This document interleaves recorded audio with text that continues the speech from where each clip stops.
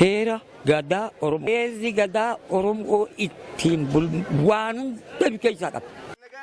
Nagaan nu haa oolchu. Raagoora nu haa oolchu. Dogoggora nu haa oolchu. Soree nu haa roobu. Goba lafaan nu haa ga'u. Nagaa biyyaan nu haa ga'u.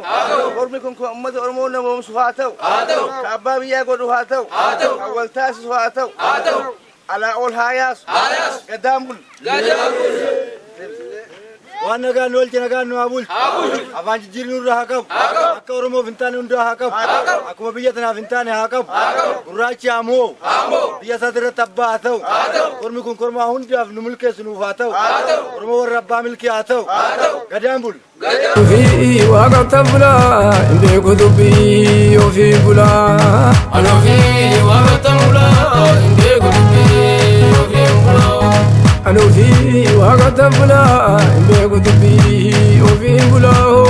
Jalala fantoo mul'ata irrana dubbee mul'ata wantaati gootee mul'ata Oromoo nama waaqa dubbata seenee karra nagahee kaayee galma nagahee kadhadhee rakkaraatee ofii waaqota bulaa hin beeku dubbii ofii bulaa.